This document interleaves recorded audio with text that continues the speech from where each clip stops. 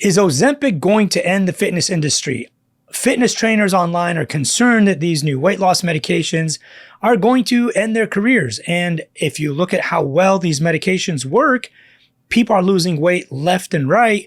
But there are ways you can position yourself as a fitness person, as a certified personal trainer, in a way to be an adjunct to these medications, and you're really not going to lose your job. And I'll go through why. If you don't know me, I'm Dr. Allo. I'm a board certified cardiologist, been practicing obesity medicine for 15, 20 years now. And I am also a certified personal trainer. So I know this space very, very, very well. I was listening to a podcast the other day where the people on the podcast were concerned. These are all fitness trainers. There's 3 of them. And they were discussing Ozempic and Mounjaro, the GLP-1 medications. And they're trying to decide if they think that they are going to lose their jobs now because weight loss is so easy.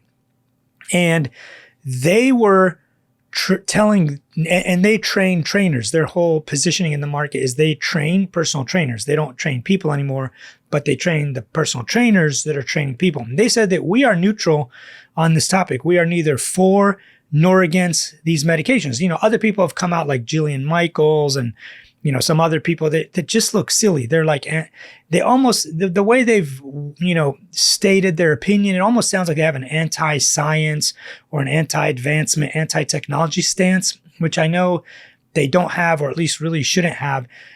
There are going to be advances in medicine that we never knew before, like open heart surgery. When somebody had multiple blockages, it was kind of like, yeah, you know, you're kind of done. There's not a whole lot we can do. But then open heart surgery came along, and there's a lot we can do. And these people actually live to see another day. They don't die. Same thing with, you know, heart attacks. When people had heart attacks in the 50s and 60s, you'd go to the hospital, get put on some oxygen, get a little bit of morphine, and we hope you're alive by the morning. There's almost like a 90 to 95% mortality rate from an acute MI, especially an ST elevation MI. Nowadays, that doesn't happen. The mortality rates are super low, and the therapeutics, the stent technology, the balloon technology, the medications we put people on, you know, clot busters and all that kind of stuff, all are fantastic, and people don't die anymore. So if I had to give advice myself to personal trainers as somebody who practices obesity medicine and puts people on medications, here's what I would say. And I've been doing this a long time, long before we had the GLP-1s. You know, back when I first started, all we had was phentermine, we had diethylpropion, we had naltrexone, bupropion, topiramate. We had other things that came and went, you know, that got taken off the market like Belviq. We've had a lot of other medications. So the key will be to position yourself correctly. If you're a fitness trainer, so these medications are going to eliminate the bad fitness trainers. That's one thing I always say.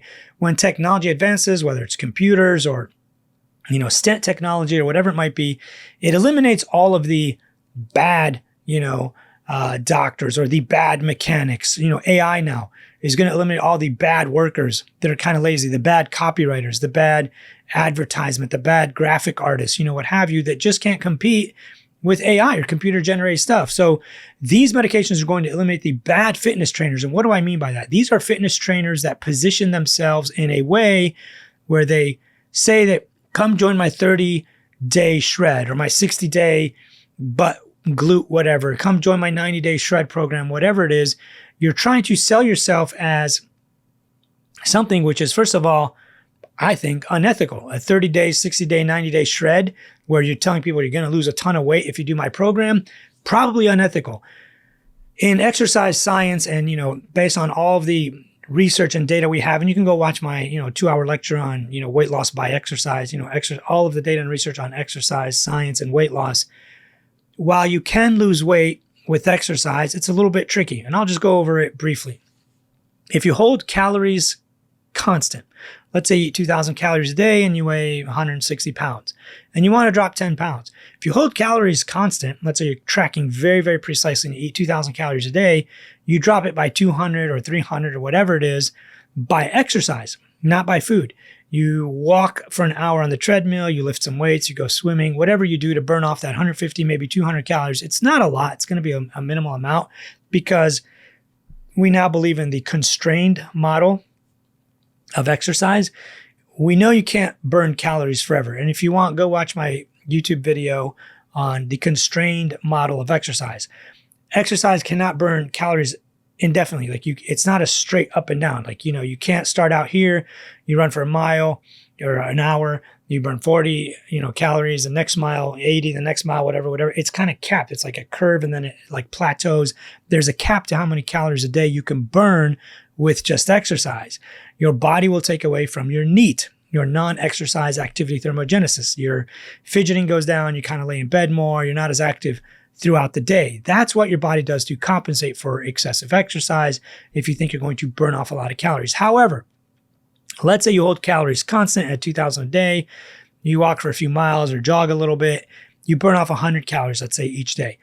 Over time, if you are really eating 2,000 calories a day and burning off 100, 150, you will lose weight. It is very slow because it's a very minimal calorie deficit. It's not a lot. 200 calories would be 10%. So you're looking at maybe a 5 to 10% calorie deficit, which sometimes the problem with such slow and low calorie deficits is that the weight loss is so imperceptible that the person doing it may lose interest. So that's the problem. And if you're not tracking very precisely, let's say one day you tracked an extra half a banana or forgot that handful of nuts that you ate, you're going to be off by quite a bit. And since your calorie deficit is so minimal, being off by quite a bit is going to be a problem. So that's the problem there, is that you are telling people that come exercise with me, my 30-day shred, 90-day shred program, and you're going to lose a ton of weight. So if they don't hold calories constant, you're selling them a dream. So you better give them an eating program, a calorie count. You better tell them, I need you to eat 1,800 calories a day or whatever it is, you calculate for them. Now, the problem with being a fitness trainer is we are not registered dietitians. We are not allowed legally or by our agencies that run our programs. Like for me, it's the National Association of Sports Medicine, the NASM. We are not certified nor qualified to be giving people dietary plans because a registered dietitian does that. And whether a person has hypertension or heart disease or kidney disease, all of that matters. No personal trainer should be like, yeah, here's what you should eat. They can give you general guidelines, try to eat more wholesome food, remove ultra processed food from your diet, get a little more water, whatever, but they can't give you specific plans. That is what a registered dietitian does. So there's going to be some scope creep if they start doing that. Now, do they do it? Sure. Lots of people get out of their scope of practice. Is it legal? You're probably not going to get in trouble for it, but you might. If something really bad happens, you could get sued for something crazy, but you don't want to be putting yourself in that position. So those are what I would consider the bad, maybe not illegitimate, but the bad actors in the fitness field. We have doctors like that are like overselling whatever, crazy supplements they sell in their office or online. You have blah, blah, blah disease. Come buy my blah, blah, blah supplements. It'll cure everything. We have bad actors in every field. So I'm not picking on personal trainers. I am one. And I love being a personal trainer. I coach kids. I train myself. I train my friends. I love the profession, and it's a noble profession. You don't get paid much, and you help people that may or may not always be compliant, but then you get some amazing clients that are super compliant. So with that said, how can you work with these medications? So I agree with most people that these medications are here to stay. The first one that was ever came out was called Byetta, and that was 2005. And it did cause weight loss. And later it was rebranded. Then we had Saxenda, which was the higher dose of Victoza, same medication, higher dose liraglutide, higher dose, but caused significant weight loss. We also have duraglutide, we have tirzepatide. There's a whole bunch more in the works. The newer medications that are coming out soon are even going to be stronger. They're going to be even more potent for weight loss. So don't sit here and try to fight this. This is an avalanche that is coming. The entire country is on these medications or will be. The problem is, not the problem, but the good thing is these medications, they first started out as being diabetes medications. Then we realized they prevent cardiac disease. So now they're indicated for some cardiac disease, now kidney disease, now certain forms of heart failure, now other forms of heart failure, now probably, sleep apnea and other things that all have to do with being obese and overweight.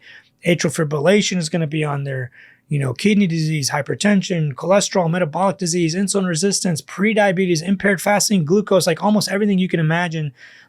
Osteoarthritis, maybe even, big, you're carrying around a lot of weight and your knees are, like bone on bone at this point. All that stuff eventually will probably be an indication for these medications. So a lot more people are going to end up on these medications, whether we like it or not.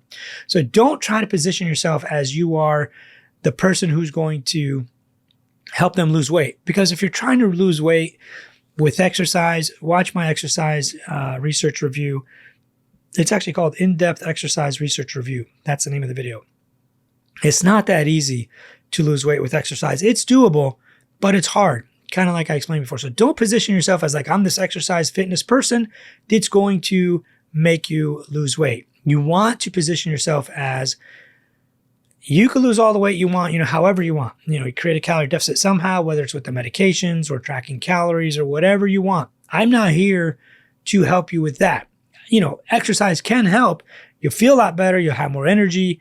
You probably will be a lot healthier. Your heart will be healthier, reduces all-cause mortality, reduces cardiovascular mortality, reduces event rates, heart attacks, strokes, blood pressure, improves insulin resistance, diabetes, sleep apnea, atrial fibrillation, all that stuff. All the things I just named earlier.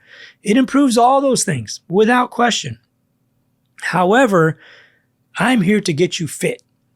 If we focus, the two things that improve longevity the most, we know, obviously healthy diet and all that kind of stuff, but the two things in terms of exercise that improve longevity the most is cardiovascular fitness or cardiovascular endurance, however you want to measure it. A 6-minute walk test, how fast you can run the mile or jog the mile or walk the mile, VO2 max, how long you can do a HIIT interval training for, how high you can get your heart rate, how long you can last on a treadmill for the Bruce protocol, however you want to measure it. Cardiovascular fitness and endurance improves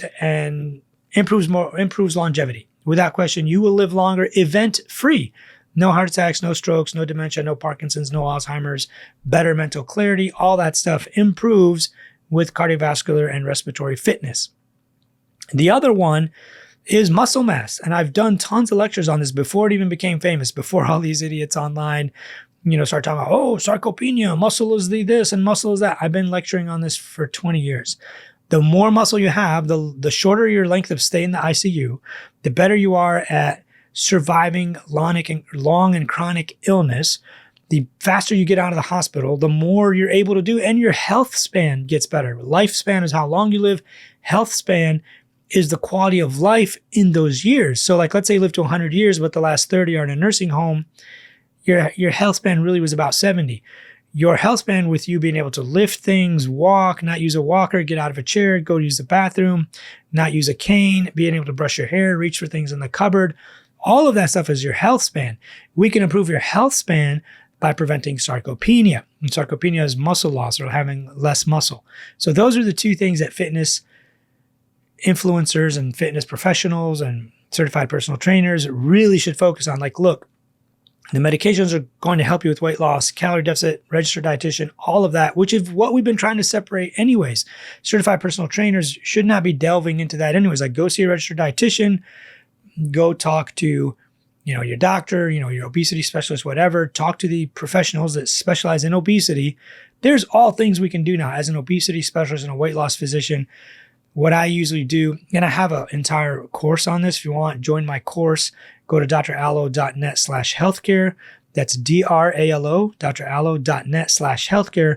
I have an entire course on obesity medicine, how to get started in it, which medications to start first, what are the side effects, how to overlap them, which medications to remove later, how to get people to, continue, losing weight long term. Because then a lot of the fitness professionals are arguing, well, if you stop working out and stop lifting weights, you're going to gain weight back. How is it any different than the medications? You stop the medications, you gain weight back too. Here's the trick. The studies that have been done on these medications have actually shown that people who start and maintain an exercise program, if they were ever to get off these medications, they are less likely to gain the weight back.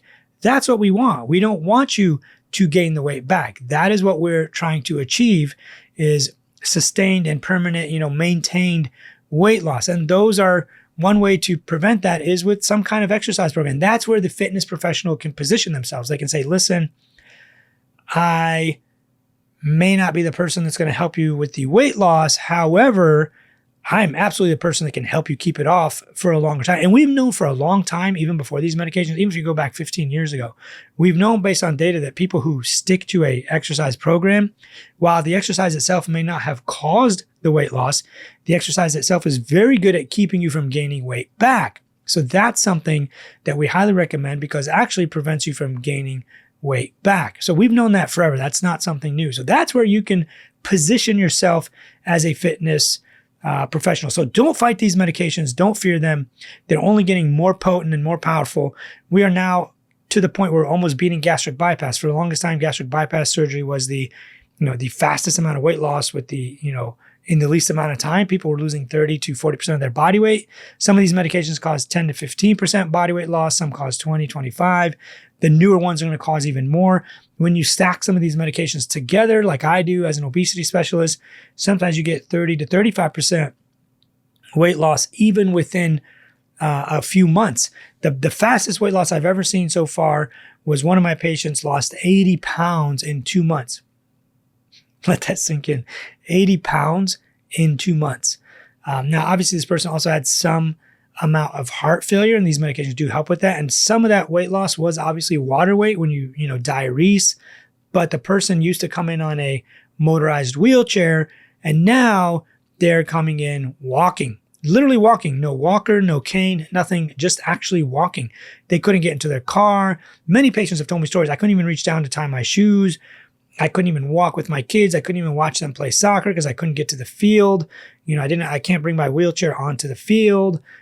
All these things that are amazing. Like now I could walk to the field. Now I can walk up a hill. Now I don't need my walker or cane. I don't need my motorized wheelchair. All the amazing stuff. Again, if you want to become an obesity medicine specialist, go to drallo.net/healthcare. And if you are a certified personal trainer, I highly recommend you join my community. We talk about this stuff all the time. Go to drallo.net/community, and all the links are, in my links in the bio. But go to drallo.net/community, use the code 1month, 1MONTH, and you can get in for free. See if you like it. We meet once a week, every Monday night on Zoom.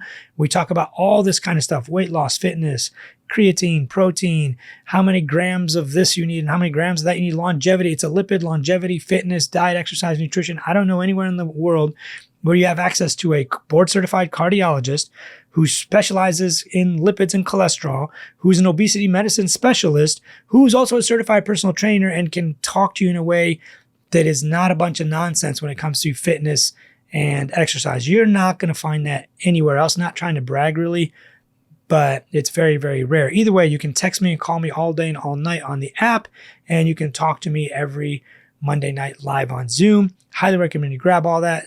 Send this to all your friends if they need to hear it, and tune into my podcast, The Dr. Allo Show, to learn even more. Catch you in the next episode. Peace.